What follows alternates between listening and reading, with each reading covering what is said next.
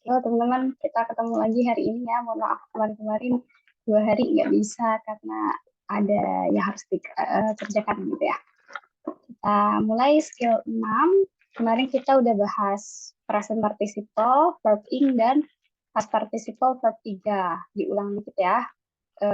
Namanya sih verb gitu kan, verb 3, verb ing. Tapi ternyata fungsinya kemarin nggak harus jadi verb ya. Tidak selalu dia menjadi verb, bisa juga bukan verb. Kalau mau jadi verb harus ada syaratnya. Nanti teman-teman yang ketinggalan kemarin bisa dikulik dulu ya, barangkali nanti ada kaitannya dengan skill-skill yang lain, gitu ya. Jadi nanti bisa dicek di linknya aja, itu sengaja dimasukin ke YouTube biar lebih mudah aksesnya ya teman-teman. Kalau masukin ke Google Drive kan nanti teman-teman harus download dulu, kalau nggak di-download dulu bukanya juga lama gitu kan. Jadi sengaja dimasukin situ aja biar lebih gampang nontonnya. Oke, ini kita mulai ke skill 6. Skill 6 itu sudah masuk ke multiple clauses atau kalau dalam bahasa Indonesia itu klausa majemuk gitu ya. Klausa yang lebih dari satu dalam satu kalimat. Jadi sebenarnya klausa itu apa sih? Klausa itu mirip dengan kalimat. Tapi gini, perbedaannya adalah misal ya kita punya kalimat saya makan. Kemudian kita punya kalimat saya tidur. Ini dua kalimat berbeda ya. Caranya, kalau mau digabung jadi satu, boleh. Yang penting ada conjunction gitu kan. I eat before I sleep. I eat before I sleep. Nah, ini kan ada dua klausa jatuhnya. Jadi klausa itu apa sih? Sebenarnya klausa mirip dengan kalimat. Klausa itu gabungan kata yang minimal terdiri dari subjek dan verb juga. Tapi dia yang disebut dengan klausa belum tentu kalimat gitu ya. Contohnya gimana? Contoh I eat before I sleep. Di sini ada klausanya dua, I eat dan I sleep. Before I sleep sebenarnya, gitu kan. Yang I eat namanya independent clause. Mungkin kita bisa pecahin ya, biar enak. Before I sleep itu klausa kedua, dia namanya dependent clause. Jadi ini adalah klausa yang dependent. Dependent itu bergantung kan. Kalau independent kan mandiri gitu kan. Dia tanpa adanya dependent clause, I ini masih bisa disebut dengan kalimat gitu kan. I eat aja itu kalimat. Tapi kalau before I sleep saja itu bukan lagi kalimat. Dia adalah klausa yang dependent yang bergantung pada klausa independent. Jadi klausa itu belum tentu bisa disebut kalimat walaupun mirip. Dia terdiri dari subjek dan verb gitu ya. Kalau enaknya sih saya bilangnya klausa itu adalah pembentuk kalimat gitu ya, part dari kalimat. Jadi kalau misalnya melihat ada kayak gini, Tom is singing and Paul is dancing, sebenarnya itu kita mungkin kalau awam bilangnya ini dua kalimat gitu kan. Sebenarnya ini kan satu kalimat, dari Tom sampai dancing itu satu kalimat. Tapi ada dua pembentuk kalimatnya, itu dua klausa, Tom is singing dan Paul is dancing. Jadi dia sekarang kita nggak lagi bilang kalimat-kalimat ya untuk di sini gitu. Jadi makanya nanti kita akan pelajari gimana sih kalau klausanya lebih dari satu. Ya. Nah, biasanya sih nanti berkaitan dengan apa? Dengan konektor-konektor ini biasanya keluar di soal nomor 1 sampai 15 dalam soal TOEFL yang mencari yang benar gitu ya. Tapi bisa juga sih di soal yang error juga ada masalah klausa gitu ya. Cuma paling sering sih di soal yang mencari yang benar gitu ya. Sampai sini dulu masalah klausa gimana? Aman? Ada yang mau ditanyakan? Karena ini menjadi konsep paling dasar yang harus dikuasai gitu ya. Kalau ini udah dikuasai nanti agak gampang samanya gitu ya. Gimana teman-teman? Ada yang mau ditanyakan masalah klausa? Kalimat juga sama ya, subject plus verb. Tapi ada perbedaan di klausa. Kalimat itu bisa disebut klausa gitu kan. Tapi kalau klausa dia belum tentu kalimat gitu ya. Ini bukan kalimat. Kenapa ini bukan kalimat? Balik lagi. Before I sleep bukan kalimat. Karena jatuhnya si before I sleep itu before conjunction. I sleep-nya itu kan kalimat ya. Tapi I sleep-nya aja kan klausa. Tapi kalau before I sleep nanti jatuhnya ada satu conjunction kok cuma satu verb satu subjek gitu ya, atau kalimat kalau ada conjunction, kalau kita pisahkan diam-diam. Makanya ini bukan kalimat, gitu kan. Masa tiba-tiba kita bilang before I sleep, gitu kan. Itu nggak disebut kalimat. Jadi klausa itu belum tentu kalimat. Gitu ya. Tapi kalau kalimat pasti ada klausanya, gitu ya. Aman ya untuk masalah klausa dan kalimat perbedaannya? Oke, tidak ada pertanyaan. Kalau tidak ada, lanjut ke skill 6 ya. Sekarang ke skill 6. Skill 6 itu koordinat konektor. Koordinat konektor itu yang disebut dengan koordinat konektor adalah 5 ini, and, or, but, so, yet. Gitu ya. Fungsinya apa sih? Sebenarnya fungsinya beda-beda untuk and, or, but, so, yet. Ini hanya penyebutan aja koordinat konektor. Menghubungkan biasa gitu kan. Nah, kalau nanti ada namanya noun clause connector, ada adjective clause connector, ada adverb clause connector. Kalau yang kayak tadi, yang 3 hal lainnya, konektor yang lainnya itu punya fungsinya masing-masing yang sama di masing-masing kelompoknya. Misalnya adjective clause connector itu menghubungkan atau untuk menjelaskan benda gitu ya. Adverb clause connector untuk menjelaskan kalimat atau klausa lainnya gitu kan. Jadi kalau misalnya satunya lagi noun clause connector, dia menghubungkan yang klausa yang bisa menjadi benda. Jadi tadi kita bahas satu-satu masalah klausa. Nah, tapi kalau di sini koordinat konektor ya, gitu ya. Ini ada 5 kata yang bisa menjadi koordinat konektor, gitu kan. Kalau misalnya and di sini kan artinya yang menghubungkan antara ini gitu kan. Dan tapi dia tidak ada makna kontras. Kalau di but kan ada makna kontras gitu kan. Di or itu bukan kontras di pilihan kan, di kepilihan gitu kan. So nanti jatuhnya dia kayak sebab akibat gitu kan. Kalau yet apa? Yet itu maknanya sama dengan tetapi ya, sama dengan but gitu. Nah, ini dia ada syarat untuk koordinat konektor. Jadi gini, kita harus tahu dulu syarat umum dalam konektor gitu ya. Ini konektor secara umum dulu gitu kan. Kalau konektor secara umum, kita tahu bahwa konektor itu biasanya bisa di depan, bisa di belakang, bisa di tengah gitu ya. Bisa dibolak-balik. Contohnya apa? Misalnya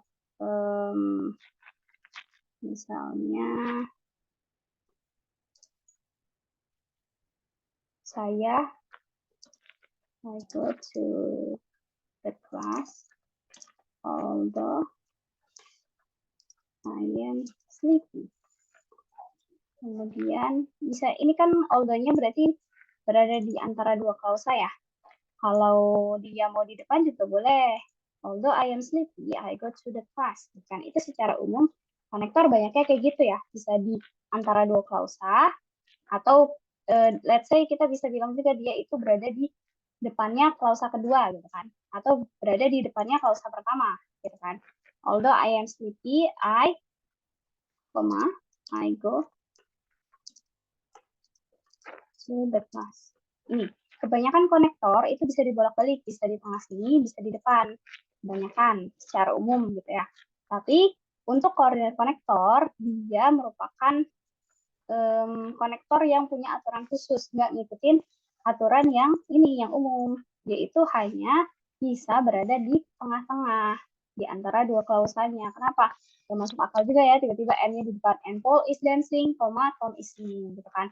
Jadi syarat untuk koordinat konektor yang pertama adalah dia selalu di tengah. Dia istilahnya kayak melanggar aturan umum gitu ya, aturan kebanyakan konektor, gitu kan.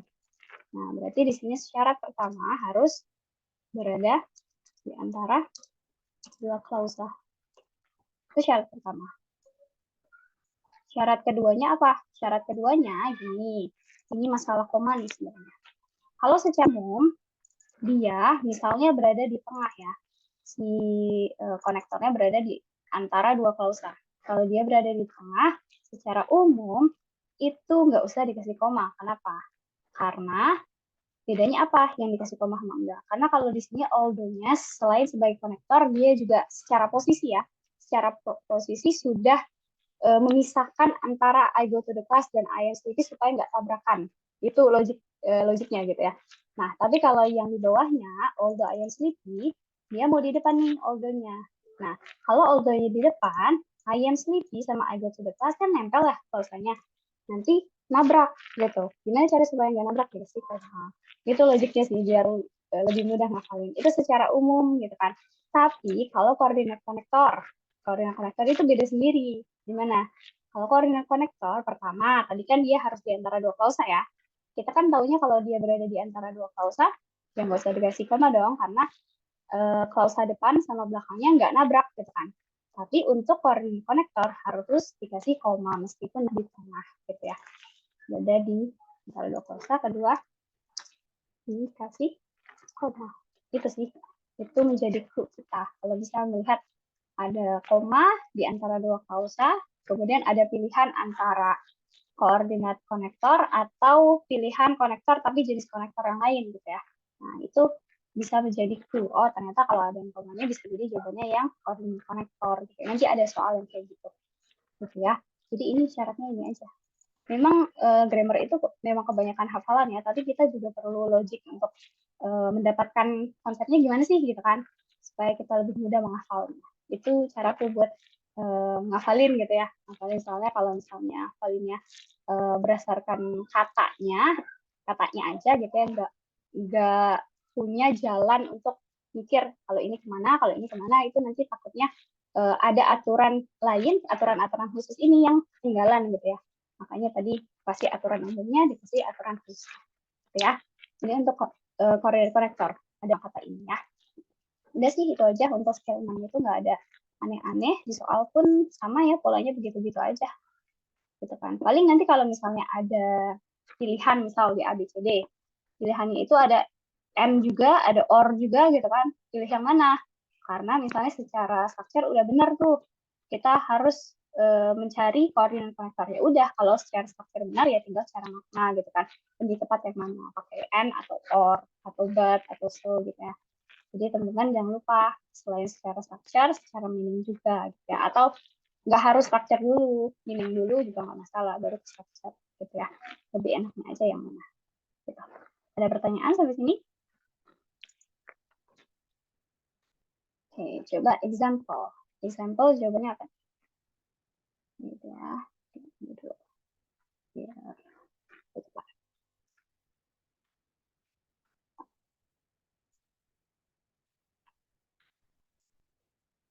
Coba example jawabannya. B.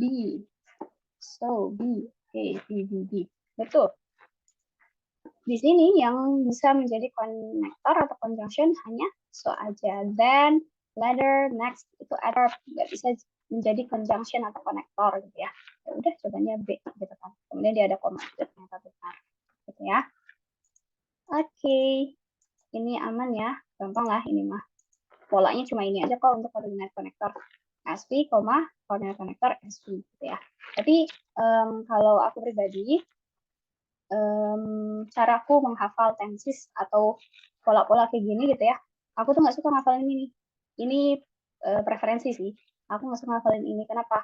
Karena biasanya aku suka kecoh kalau ngafalin yang SV-nya gitu ya. Jadi biasanya aku tuh nggak punya di otakku ada kalimat pakem yang udah benar gitu ya. Misal, let's say, ini she left but she wanted to cry. Teman-teman hafalin satu kalimat itu aja. Nanti ketika teman-teman mendapatkan kalimat yang mirip, nah teman-teman tuh logiknya main gitu di situ ya. Jadi menghafalnya bukan ini bukan berdasarkan si SV koma. Kenapa? Takutnya nanti ketukar sama SV yang lain gitu kan, sama pola kalimat yang lain itu sih. Sama halnya ketika menghafal tenses, misalnya simple present, kemudian simple past, kemudian past continuous, kemudian ada lagi future continuous dan lain sebagainya. Itu kan lumayan ribet gitu ya. Nah, biasanya aku ngafalin itu sih, ngafalin satu kalimat pakem yang udah benar, kemudian tinggal diubah-ubah ngikutin kalimat tersebut gitu ya. Dan itu cara tersebut sangat membantu sih ketika ngerjain soal-soal kayak gini gitu ya. Jadi teman-teman mungkin barangkali itu bisa terpakai, bisa dicoba ya. Itu preferensi aja sih sebenarnya. Kalau mau ngafalin SPSP juga nggak masalah ya. Oke, ini masuk ke exercise 6. Exercise 6, nomor 1 udah benar ya, subject, software, should be used verb. Ini satu klausa, kemudian ada klausa yang lain, subject, verb. Berarti di sini perlu conjunction benar. Di sini conjunction and bisa dikasih koma ya. Jadi tinggal secara meaningnya gimana. Ternyata meaning juga bisa ya. Sini. Software bisa digunakan di IBM komputer dan komputer ini adalah IBM. Oke, aman ya, masuk akal secara makna. Berarti benar nomor 1. Nomor 2, kenapa nomor 2 salah? Incorrect ya. Coba. Gak ada subjeknya. Kok berat? Gak ada subjeknya. Oke. Ini mouse-nya error. Subjeknya kurang. Oke. Betul ya, subjek dalam dependent clause. Dalam dependent clause-nya nggak ada si subjek ini ya.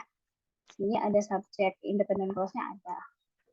Ini verb independent clause-nya ada. Verb utama, subjek utama. Kalau teman-teman dengar aku bilang subjek utama, verb utama adalah subjek verb dalam kalimat utama independent clause yang tidak deketan dengan konektor ya.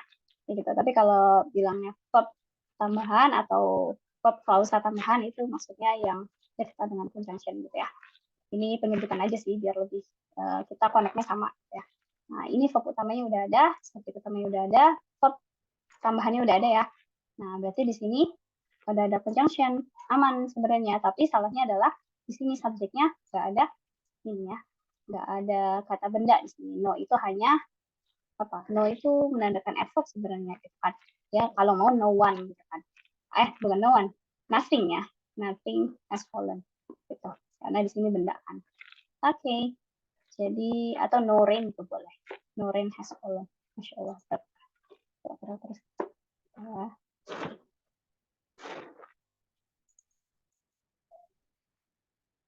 Nah, berarti di sini incorrect karena dia tidak ada ini ya. Tidak ada. Oke, misalnya nomor 3, correct or incorrect? Incorrect. Incorrect. Incorrect, incorrect. Oke, kenapa incorrect? Gak ada konektor. Gak ada konektornya. Oke, betul ya. Tidak ada konektor. Ini ada satu klausa. They are trying to sell their house. Dan ada satu klausa lain, has been on the market. Jadi tidak ada konektor atau conjunction. Betul ya. Kalau mencari conjunction konektor yang mana? Konektor itu berada depan dengan subject verb. Ya lihat aja di sini ada subject verb tapi nggak ada conjunction. Di sini pun sama. Berarti either di sini atau di sini gitu kan. Cuma karena ini masih di exercise now, berarti di sini gitu kan. Karena konektor conjunction harus ditengahkan. Gitu. Tapi kalau dalam klausa yang lain bisa jadi ya di depan. Secara umum kan kalau ada koma di antara dua klausa, conjunction-nya di depan kan, itu secara umum. Tapi kalau di exercise 6, conjunction-nya harus di tengah, walaupun ada koma. Malah harus dikasih koma kalau di tengah ya, untuk koordinat konektor. Gitu. Jadi di sini incorrect karena tidak ada konektornya. Betul? Nomor 4. Incorrect or correct? Incorrect. Kenapa incorrect?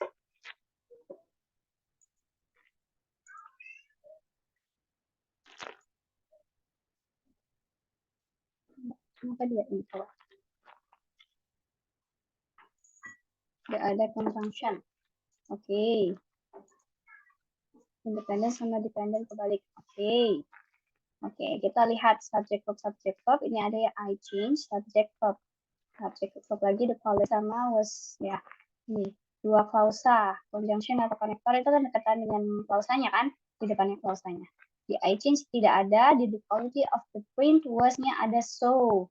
So itu bisa sebagai conjunction, tapi ingat-ingat and or but so yet koordinat konektor harus ada di tengah. Ini ada conjunction tapi dia harusnya di sini gitu ya. Tuh. Jadi ini nggak boleh di depan karena syarat untuk koordinat konektor harus di tengah dan dikasih koma di tengahnya sebelumnya conjunction-nya gitu ya. Lagi pula masa aneh benar tadi kebalik ya dependennya, masa dampaknya gitu ya. Dampaknya itu berada di depan baru penyebabnya kan masuk akal, harusnya ini penyebabnya quality of the print was not good, kualitas dari cetakannya nggak bagus gitu kan, jadi saya mengubah toner cartridge. Ini internet adalah conjunction-nya di depan gitu. Ada pertanyaan? Nomor 5. Nomor 4 ya. Ada ya. Nomor 5 gimana?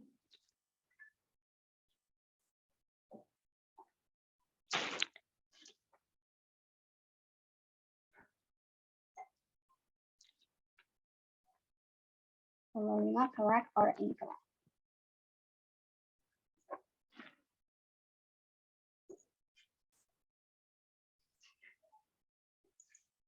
Correct. Correct. Oke.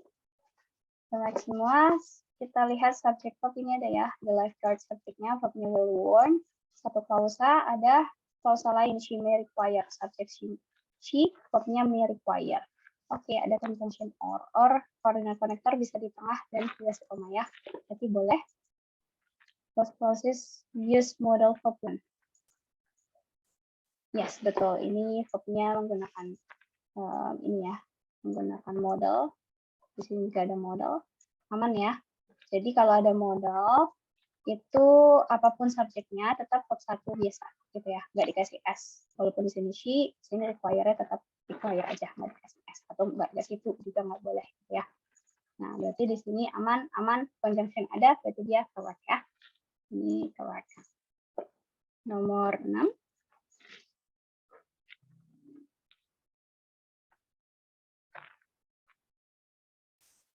Incorrect.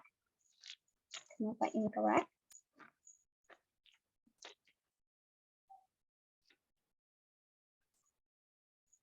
S-nya kurang.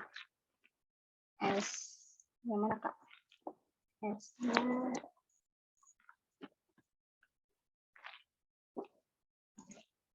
subjeknya nggak ada setelah ya.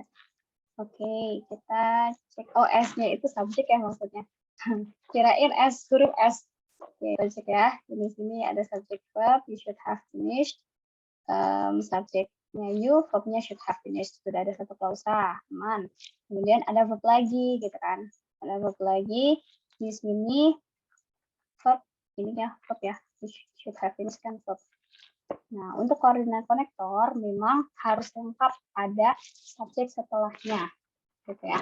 Kenapa saya bilang harus lengkap? Karena untuk konektor yang lain ada beberapa konektor di noun clause connector dan adjective clause connector. Itu nanti kita belajar ada konektor yang dia double peran. Dia bisa. Jadi di kalimat tersebut nanti ada konektor yang konektornya itu tidak hanya sebagai konektor saja, tapi double peran, dia berfungsi sebagai subjeknya juga, subjek dalam dependent clause-nya, gitu ya. Jadi kita belajar. Tapi untuk di koordinat konektor dan juga di adverb clause konektor itu nanti si konektornya perannya sendiri aja, gitu ya, sebagai konektor aja. Jadi setelah konektornya harus ada subjek. Untuk di konektor beberapa konektor yang lain itu ada yang setelah konektornya langsung verb karena si konektornya double peran jadi subjek juga, gitu ya. Nah, berarti tadi kesimpulannya setelah koordinat konektor harus ada subjek lagi ya. Di sini tidak ada langsung verb. Ini nggak boleh double peran sebenarnya. Berarti di sini kurang subjek ya. In subjek. Dia incorrect gitu ya. Oke, selesai ya untuk nomor 6. Nanti kita belajar kok yang ada konektor yang dia nggak harus langsung ada konektor yang dia nggak butuh subjek lagi. Nah, untuk ini harus ada. Jadi tadi syaratnya 3 kita tambahin ya. Selain dia harus di tengah konektornya, kemudian ada koma, dan yang ketiga setelah konektornya harus ada subjek yang kelihatan, gitu ya. Oke, itu nomor 6, nomor 7. Correct. Oke, correct semua ya. Yes, betul ya. Ini ada the phone subject, verbnya rank, satu klausa. Kemudian ada subjek verb lagi, the receptionist sama was. Gitu kan. Oh, berarti sudah ada 2 klausa. Oke, conjunction so bisa di tengah dikasih koma, aman ya. Bisa. Tapi di sini correct. Nomor 8. Correct. Oke, correct semua, betul. Nomor 8 ini subjek, ini verbnya was found. Pasif ya, to be 3, aman. Satu klausa. The cash and credit card, subjek lagi. Verbnya had been removed. Ada 2 klausa, berarti kan. Oh, ini kasih conjunction, coordinate connector, but kasih koma, aman. Gitu ya, di tengah dikasih koma. Correct. Nomor 9. Incorrect. Kenapa incorrect? Incorrect semua. Kenapa dia incorrect?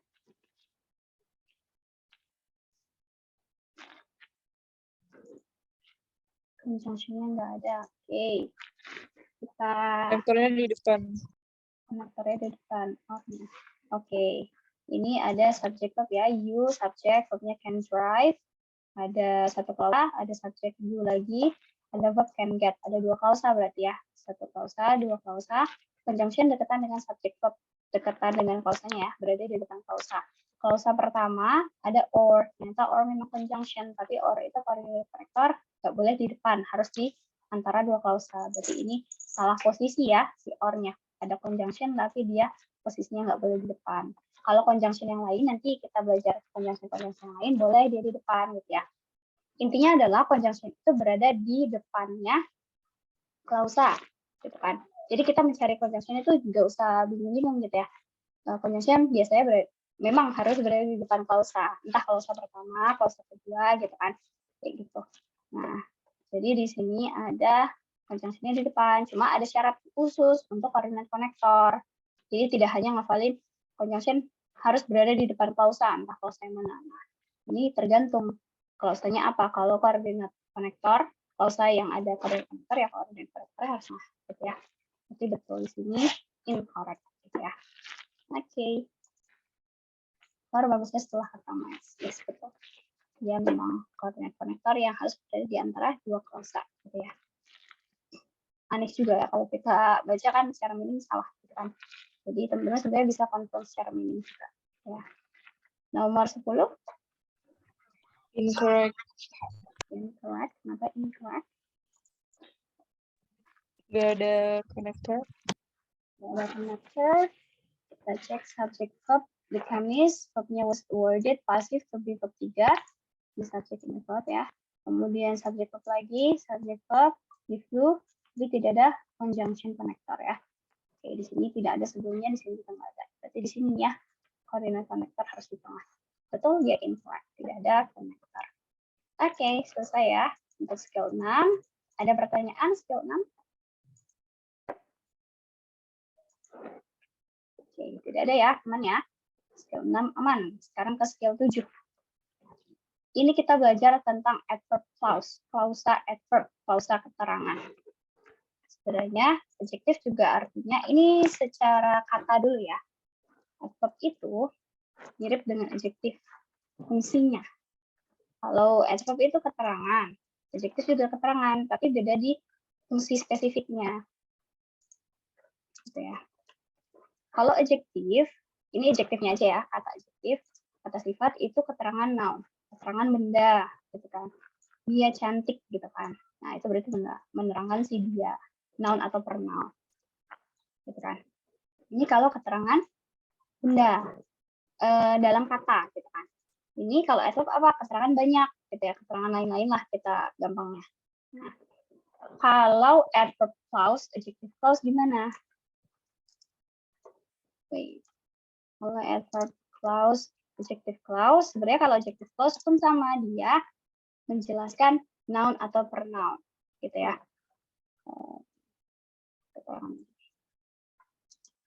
Keterangan noun atau pronoun.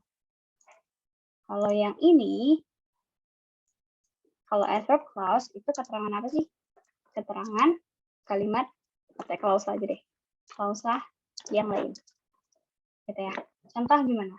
Adjective clause itu contohnya gini. Adjective clause dulu ya, nanti kita bahas di selanjutnya sebenarnya.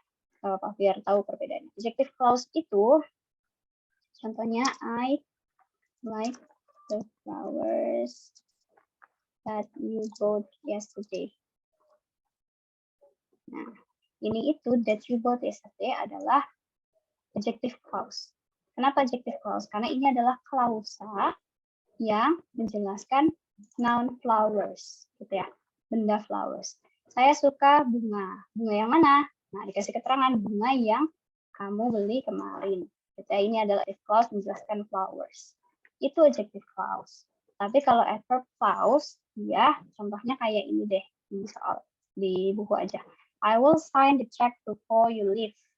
Before you leave, di sini klausa-klausa ini itu yang dependennya ya. Kita fokusnya di dependent. Nah, before you leave adalah adverb clause. Kenapa? Karena before you leave itu merupakan keterangan untuk klausa I will sign the check. Saya akan menandatangani cek. Dikasih keterangan waktu di sini maunya. Before you leave. Kapan gitu ya? Sebelum kamu pergi. Ini adalah keterangan untuk I will sign the check. Gitu ya. Nah, itu as verb clause. Nanti sebenarnya ada noun clause juga. Noun clause itu karena noun itu sendiri adalah benda ya, berarti noun clause adalah klausa yang berfungsi sebagai benda.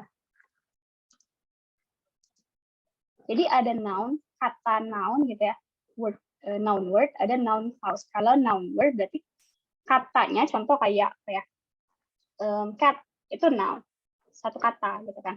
Tapi kalau noun clause bentuknya klausa, cuma fungsinya sebagai benda gitu ya.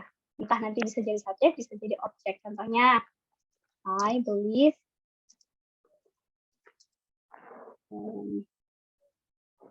what you think. Nah, ini I-nya subjek, verb-nya believe, what you think itu adalah klausa benda. Kenapa?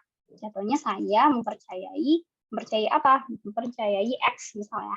Nah, X-nya itu what you think misal. Jadi di sini think adalah bendanya. Nanti kita sebenarnya lebih belajar banyak di skill yang khususnya ya. Cuma ini biar kelihatan bedanya dulu secara umum tuh kayak gimana gitu ya. Kenapa disebut adverb clause, kenapa disebut adjective clause, kenapa disebut noun clause gitu ya. Supaya kita nanti lebih mudah ketika mengidentifikasi klausanya klausa apa gitu ya. Nah, ini adverb clause dulu sekarang.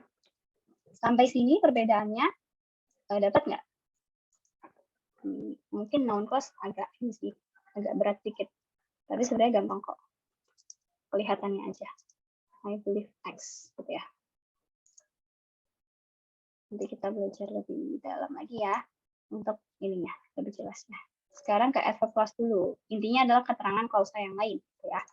Nah, untuk adverb clause dia gimana? Secara posisi dia itu ngikut yang umum, nggak kayak koordinat konektor. Dia bisa di depan, mouse-nya error. Dia bisa di depan, before-nya, gitu kan, klausa dependent-nya bisa di depan, bisa juga di belakang, gitu kan, itu secara umum. Dan secara koma gimana? Ikut yang umum juga, gitu ya. Nggak harus dikasih koma kalau dia di tengah. Kalau koordinat konektor tadi kan syaratnya memang khusus ya, itu harus tuh kayak gitu. Tapi kalau ini syaratnya sebenarnya syarat khususnya cuma satu. Apa? Dia setelah konektornya pasti ada subjek yang kelihatan. Dalam artian lain, si konektornya nggak bisa double peran sebagai subjek. Jadi dia harus ada subjek yang mengikuti, gitu ya. Kenapa tadi dibilang aturan khusus? Karena untuk konektor klausa yang lain itu ada yang bisa setelah konektornya nggak ada subjek. Tadi ya, kebahas sedikit kayak gitu. Jadi ini syaratnya melihat di sini aja. Nanti kita belajar reduksi dalam klausa juga, gitu ya.